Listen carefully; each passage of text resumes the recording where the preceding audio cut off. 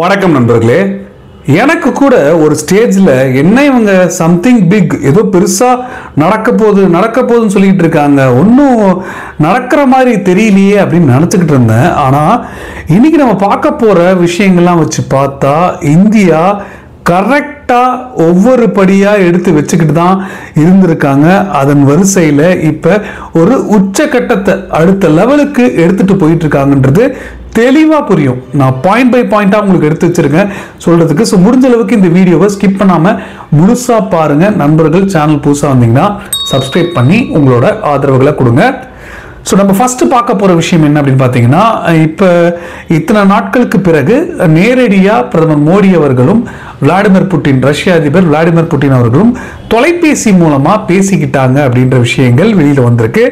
இன்னைக்கு இந்த தொலைபேசி கான்வர்சேஷனில் என்ன நடந்திருக்கு அப்படி பார்த்தீங்கன்னா, அதாவது இப்போ இந்த தாக்குதலுக்கு பெரிய கண்டனங்களை ரஷ்யா தரப்புல விட்டுருக்காங்க. அது மட்டும் இல்லாம full support to prime minister Modi அப்படின்றத இப்ப நம்மளோட எம்இ ஸ்போக் பர்சன் ஜெய்ஸ்வால் அவர்கள் இந்த டெலிஃபோனிக் கான்வர்சேஷன் நடந்ததை வச்சு இவர் போஸ்ட் போட்டிருந்தாரு. ஸோ இது மட்டும் இல்லை, இப்போ அதாவது இன்னைக்கு இந்த தொலைபேசி கால் நடக்கிறதுக்கு முன்னாடி பாகிஸ்தானோட டிஃபென்ஸ் மினிஸ்டர் என்ன கோரிக்கைகள் ரஷ்யா கிட்ட விட்டிருந்தாரு அப்படி பார்த்தீங்கன்னா, சைனா கிட்டையும் விட்டிருந்தாரு, வெஸ்டர்ன் நாடுகள்கிட்டையும் விட்டிருந்தாரு. என்ன சொல்லியிருந்தார் ரஷ்யா கிட்ட அப்படின்னு பார்த்தீங்கன்னா, அதாவது உடனடியாக ஒரு பாசிட்டிவான ஒரு ரோல் பிளே பண்ணி இந்த பதட்டங்களை நீங்கள் குறைக்கணும். ஸோ ரஷ்யா மீடியேட் பண்ணி இதை செய்யணும் அப்படின்ற மாதிரி அவர் தெரிவிச்சிருந்தாரு.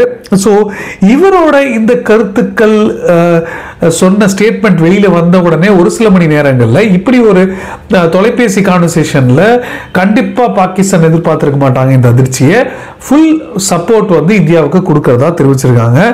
ஸோ இது ஒரு பக்கம் இருந்தாலும் சமீபத்தில் ரஷ்யாவுக்கான இந்த பாகிஸ்தான் தூதர் இருக்கார் பாருங்க, அவரு இந்த அணு ஆயுதங்களை நாங்கள் பயன்படுத்துவோம் அப்படின்ற ஒரு ஆணவமான ஒரு இன்டர்வியூ கொடுத்திருந்தார். எங்களுக்கு நோ ஃபர்ஸ்ட் யூஸ்லாம் கிடையாது, எங்களுக்கு எப்போ வேணாலும் நாங்கள் யூஸ் பண்ணுவோம், நாங்கள் எந்த ட்ரீட்டியும் போடல அப்படின்ற மாதிரி ரொம்ப ஆணவமாக சொல்லியிருந்தாரு. ஏதோ பயமுறுத்துற மாதிரி அவர் சொல்லியிருந்தாரு. ஸோ இதை இப்போ இந்தியா கவனிச்சுக்கிட்டு தான் இருக்காங்க. ஸோ இதன் அடிப்படையில் ரஷ்ய அதிபர் விளாடிமிர் புட்டின் தொலைபேசி கான்வர்சேஷனில் ஒரு சில கருத்துக்கள் சொல்லியிருக்கலாம் அப்படின்றத தெரிவிச்சிருக்காங்க. ஸோ பாகிஸ்தானை பொறுத்தளவு எவிடன்ஸ் காட்டுங்க, பாகிஸ்தான் தான் இதுக்கு காரணம் எவிடன்ஸ் காட்டிட்டு நீங்க என்ன வேணாலும் சொல்லுங்க. சும்மா ஏதாவது ஒரு சம்பவங்கள் நடந்ததுன்னா உடனே பாகிஸ்தான் எங்க மேல நீங்க பழி தூக்கி போடாதீங்க அப்படின்ற ஒரு மிகப்பெரிய ஒரு ஸ்டேட்மெண்ட்டை வரிசையா ஒரே மாதிரி எல்லா அமைச்சர்களும் பாகிஸ்தான்ல சொல்லிட்டு இருக்காங்க. இதை விட ஒரு அமைச்சர் இன்னும் ஒரு படி மேல போய் பயங்கரமான எச்சரிக்கை விட்டுருக்காரு, அடுத்தது வர அதுக்குதான். ஸோ இப்ப இந்த ஒரு விஷயங்கள்ல அடிக்கடி அணு ஆயுதம் சொல்லி பயமுறுத்துறது எல்லாமே அவங்க கிட்ட அம்யூனிஷன் இல்லை, எல்லாத்தையும் உக்ரைன் கொடுத்து வித்தாச்சு. ஸோ இப்போ அதை தயார்படுத்துறதுக்குள்ள இந்த அணு ஆயுதத்தை பயன்படுத்தோம்னா பயந்துருவாங்களே இந்தியா அப்படின்ற ஒரு கணக்கு போட்டுட்டு இருக்காங்களோ எனக்கு ஹெவியான ஒரு டவுட் வருது. ஸோ இது நான் முதல்ல சொல்லணும்னு நினச்சேன். இப்போ நம்ம வரிசையாக ஒவ்வொரு விஷயங்களா கடந்த 24 மணி நேரத்தில் நடந்ததை பார்ப்போம். ஸோ ஏற்கனவே சொன்ன மாதிரி டெம்பரவரியா மிலிட்ரி எக்ஸசைஸை பாகிஸ்தான் சஸ்பெண்ட் பண்ணியிருக்காங்க. டெம்பரவரியா இதுக்கான காரணம் கேட்டீங்கன்னா சிரிப்பீங்க, shortage of ammunition. So ammunition stock கணிசமாக குறைஞ்சிட்டு வந்துட்டு இருக்கு அப்படின்ற ஒரு காரணங்களால நிறுத்திருக்காங்க. இப்போ தெரியுதா, அதையும் இதையும் கரெக்ட் பண்ணி பார்த்தா நமக்கு அழகான ஒரு விடை கிடைக்குது. இது ஒரு பக்கம் இருக்கு. இந்தியா வாட்டர் ஃப்ளோ கட் பண்ணியிருக்காங்க. இப்போ இந்த இண்டஸ் வாட்டர் விடுங்க, தொடர்ந்து வாட்டர் ஃப்ளோ பாகிஸ்தானுக்கு ஒரு டிராப்பும் போகக்கூடாதுன்னு இப்போ ஷெனாப் ரிவர்ல கிட்டத்தட்ட 65 வருஷம் 1965க்கு பிறகு இப்போதான் அந்த ரிவர்ல தண்ணி இல்லாம வறட்சியான ஒரு சில புகைப்படங்களும் காணொலிகளும் பார்க்க முடியுது. அந்த மாதிரி surface to air missile test சனிக்கிழமை அன்னைக்கு பண்ண உடனே இந்த வேலைகளை இந்தியா பண்ணியிருக்காங்க. ஸோ இதுவும் ஒரு காரணமாக இருக்கலாம் எக்ஸசைஸை நிறுத்தினதுக்கு அப்படின்னு சொல்றாங்க. இது மட்டும் இல்லை, இப்போ பதட்டங்கள் நடந்துகிட்டு இருக்க இந்த நேரம் பார்த்து இந்தியாவுக்கு ஃப்ரெஷ்ஷா ரஷ்யாவோட இக்னில் எஸ் ஏர் டிஃபென்ஸ் மிசைலை அனுப்பிச்சிருக்காங்க ரஷ்யா. இந்தியா ரிசீவ் பண்ணியிருக்காங்க. ஸோ இந்த ஒரு மிசைல் பாகிஸ்தானோட அதுவும் குறிப்பாக ஏதாவது போர் மாதிரியான விஷயங்கள் ஏற்பட்டதுன்னா ஸ்டாக்குக்காக இதை முழுமையாக இன்னைக்கு இந்தியா ஸ்டாக் பண்ணி வச்சிருக்காங்க அப்படின்றது தான் நமக்கு தெரியுது. ஸோ இது ஒரு பக்கம் இருக்க, பாகிஸ்தானோட ரயில்வே மினிஸ்டர், நான் சொன்னேன் இல்லையா, பாகிஸ்தானோட ரயில்வே மினிஸ்டர் ஹனீஃப் அப்பாசி என்ன சொல்றாரு அப்படி பார்த்தீங்கன்னா, பாகிஸ்தானோட அணு ஆயுதங்கள் வந்து ஏதோ சும்மா டெக்கரேட் பண்றதுக்காக வைக்கல, ஏதோ சும்மா டிசைனுக்காகவோ இல்லை டெக்கரேஷனுக்காகவோ வைக்கல, நாங்கள் இது எல்லாமே இந்தியாவுக்கு எதிராக பயன்படுத்துறதுக்கு தான் வச்சிருக்கோம் அப்படின்ற ஒரு ஆணவமான ஒரு ஸ்டேட்மெண்ட் வந்து விட்டிருக்காரு. இது ஒரு பக்கம் இருக்க, ஸோ 10 நாளைக்கு மேலே ஆயிடுச்சு, இன்னமும் ஸ்மால் ஆர்ம்ஸ் ஃபயரிங் வந்து எல்ஓசியில் நடந்துகிட்டு இருக்கு. அதாவது சாதாரணமாக நடக்கல, இதுக்கு முன்னாடி ஏதோ ஒரு சில பகுதிகள் மட்டும் நடக்கல, கரெக்டாக ஒரு சில முக்கியமான எல்லை பகுதிகளில் இருக்க ரஜோரி, எல்லா டிஸ்ட்ரிக்ட், புல்வாமா, எல்லா இடத்துலையுமே கரெக்டாக அது ஆப்போசிட்ல இருந்து ஃபயரிங் நடந்துக்கிட்டே இருக்கு.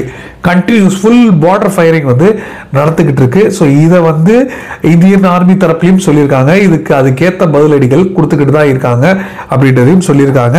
ஸோ இது ஒரு பக்கம் இருக்க, இன்னைக்கு யுஎன் செக்யூரிட்டி கவுன்சிலில் இந்தியா பாகிஸ்தான் டென்ஷன்ஸை பற்றி ஒரு சின்ன மீட்டிங் நடந்திருக்கு, கன்சல்டேஷன் வந்து நடந்திருக்கு அப்படின்ற விஷயங்கள் சொல்லியிருக்காங்க. இதோட அவுட்கம் முழுசா வெளியில வரல.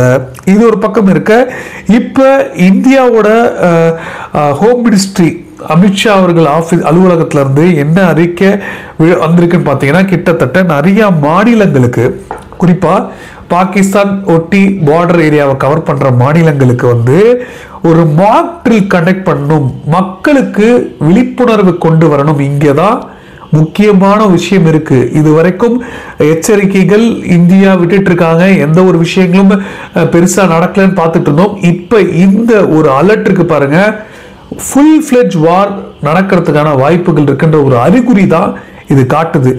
என்ன சொல்லியிருக்காங்க ஹோம் மினிஸ்ட்ரி தரப்புல அப்படி பார்த்தீங்கன்னா, இந்த மாநிலங்கள் தயார் நிலையில இருங்க, நாளைக்கு ஏதாவது ஒரு பெரிய பிரச்சனைகள் வருது அப்படின்னா அந்த பிரச்சனைகள் ஏர் ரைட் வார்னிங் சைரன் வந்து எல்லா இடத்துலையும் இருக்கணும், எல்லா மக்களுக்கும் கேட்குற மாதிரி சைலனை வந்து அங்கே பயன்படுத்துங்க. ஸோ எங்கெங்க என்னென்ன விஷயங்கள், குறிப்பாக நகர்ப்புற பகுதிகளில் வந்து எப்படி அலர்ட்டாக இருக்கணும், எந்த மாதிரி ஏதாவது ஒரு கிராஷோ இல்லை வேறு ஏதாவது ஏற்பட்டதுன்னா அதுக்கு உடனே எப்படி வந்து ரியாக்ட் பண்ணணும்.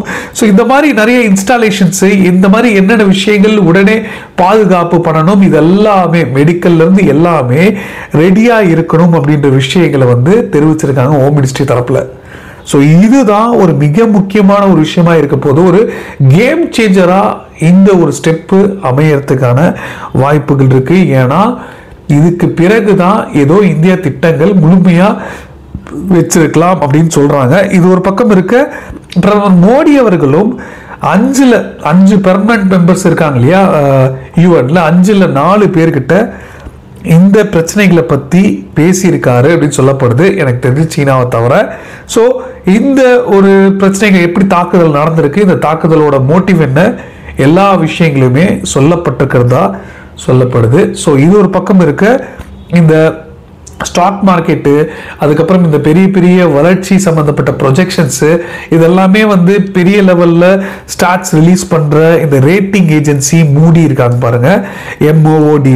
ஸோ இவங்க வந்து ஒரு மிகப்பெரிய ஒரு எச்சரிக்கை பாகிஸ்தானுக்கு விட்டுருக்காங்க. இந்த நேரத்தில் நீங்கள் போர் மாதிரியான விஷயங்களை வந்து சந்திச்சிங்கன்னா உங்களுக்கு சிவியரான பொருளாதார நெருக்கடி, டேமேஜ் பயங்கரமாக இருக்கும் அப்படின்ற விஷயங்கள் சொல்லியிருக்காங்க. உங்களோட ப்ராசஸுக்கு இது மிகப்பெரிய லெவலில் பாதிப்பு ஏற்படும். ஸோ எக்ஸ்டர்னல் ஃபண்டிங் வந்து உங்களுக்கு வர்றது நின்றுவிடும். அது மட்டும் இல்லாமல் ஃபாரின் எக்ஸ்சேஞ்ச் ரிசர்வ் வந்து அப்படி ஏற்கனவே அடிபாதாளத்தில் இருக்கு, இதுவும் முழுமையாக தீந்துடும் அப்படின்ற விஷயங்களை வந்து சொல்லியிருக்காங்க. இந்த நேரத்தில் சரி இந்தியா போர் தொடங்கினாங்கன்னா அப்ப இந்தியாவுக்கும் பாதிப்பு ஏற்படாதா அப்படின்ற கேள்விகள் இது படிக்கும் போது எனக்கே இருந்தது, உங்களுக்கும் இருந்திருக்கும். ஸோ இந்தியா பொறுத்தளவு இந்த ஏஜென்சி என்ன சொல்றாங்க அப்படி பார்த்தீங்கன்னா, இந்தியா ஒரு பெரிய ஒரு அடியிலிருந்து மீண்டு வந்திருக்காங்க. ஸோ அவங்களோட இந்த ஒரு எக்கனாமிக் growth வந்து இந்த காலகட்டத்தில் ரொம்ப வேகமாக போயிட்டு இருக்கு. ஸோ இந்த நேரத்தில் குறிப்பாக டிஃபென்ஸ் ஸ்பெண்டிங்ஸும் அதிகரிச்சுட்டாங்க ஏற்கனவே அப்படின்ற ஒரு காரணங்களால டிஃபென்ஸ் நிறுவனங்களும் இதுல இருந்து பலன் பெறலாம் அப்படின்னு சொல்றாங்க. வார்ல இருந்தா இல்ல நேரடியா இப்ப நடக்கிற ஸ்பெகுலேஷன்ஸ் இந்த பிரச்சனைகள் இருந்தா அப்படின்னு தெரியல. இது விஷ்ணு சோமு NDTVக்காக அவர் அந்த ஜேர்னலிஸ்ட் வந்து போட்டிருந்தாரு. இதே எலாபரேட்டா டீட்டெயிலா போட்டிருந்தாரு. இந்த இம்பாக்ட் வந்து இந்தியாவுக்கு சாதகமாக இருக்கும் அப்படின்ற விஷயங்கள் வந்து இந்த மூடி ஏஜென்சியே சொன்னதாகவும் அவர் போட்டிருந்தாரு. இது ஒரு பக்கம் இருக்கு. ஜெர்மனோட ஏர்லைன்ஸ் லுஃப்தான்சா இருக்கு பாருங்க. ஸோ லுஃப்தான்சா வந்து இன்னைக்கு அனௌன்ஸ் பண்ணியிருக்காங்க, நாங்கள் இனிமேல் பாகிஸ்தான் ஏர் ஸ்பேஸை நாங்கள் டெம்பரவரியாக சஸ்பெண்ட் பண்ணிட்டோம், பயன்படுத்த போகிறதில்ல அன்டில் ஃபர்தர் நோட்டீஸ்ன்னு சொல்லிட்டு இருக்காங்க. இந்த டேட்லாம் போடல, நாங்கள் சொல்கிற வரைக்கும் நாங்கள் வந்து பயன்படுத்த போகிறதில்ல அப்படின்றது சொல்லிட்டுருக்காங்க பாகிஸ்தான் ஏர் ஸ்பேஸை. ஸோ இன்னைக்கு மிகப்பெரிய ஒரு பதட்டத்தில் உலக நாடுகளே இருக்காங்க. யூரோப்பில் முதல் அக்கௌண்ட் ஜெர்மனி தொடங்கியிருக்காங்க. ஸோ இது ஒரு பக்கம் இருக்க. பாகிஸ்தான் வந்து இப்போ 450 கிலோமீட்டர் டெஸ்ட் வந்து நடத்தினாங்க சனிக்கிழமை அன்னைக்கு. அது தொடர்ந்து 120 கிலோமீட்டர் ரேஞ்ச் உள்ள சர்ஃபேஸ் டு ஏர் மிசைலும் அவங்க வந்து சோதிச்சிருக்காங்க அப்படின்ற விஷயங்கள் சொல்லப்படுது. அதுவும் இண்டஸ்ட்ரியே ஆன்கோயிங் எக்ஸசைஸ் வந்து நடத்தியிருக்காங்க அப்படின்ற விஷயங்களும் சொல்லியிருக்காங்க. ஸோ இது வந்து சனிக்கிழமைக்கு 2வது நடந்திருக்கு. ஸோ இந்த எக்ஸசைஸை தொடர்ந்து கண்டினியூ பண்ணுவாங்களா இல்லை வச்சுக்கிட்டு இருக்க போறாங்களா ஸ்டாக்குக்காக அப்படின்றதெல்லாம் நம்ம பொறுத்திருந்தா பார்க்கணும். இதுதான் இன்னைக்கு முக்கியமான ஹைலைட்ஸ் உங்களுக்கு சொல்லணும்னு நினைச்சேன். கண்டிப்பா உங்களுக்கு இந்த தகவல் பிடிச்சிருக்கும்னு நம்புறேன். பிடிச்சிருந்தா நீங்களும் உங்க ஃப்ரெண்ட்ஸுக்கு ஷேர் பண்ணுங்க. இதை தவிர வேற ஏதாவது கருத்துக்கள் இருந்தாலோ நீங்க ஏதாவது சொல்லணும்னு ஆசைப்பட்டாலோ எந்த ஒரு தயக்கமும் வேண்டாம், தாராளமா கீழே கமெண்ட்ல சொல்லுங்க, இல்லாட்டி டைரக்டா எனக்கு மெசேஜ் பண்ணி சொல்லுங்க. இன்ஸ்டாகிராம் லிங்க் வந்து டிஸ்கிரிப்ஷன்ல கொடுத்துருக்கேன். கடைசி வரைக்கும் இந்த காணொலி பார்த்தமைக்கு மிக மிக நன்றி. ஜெய்ஹிந்த்.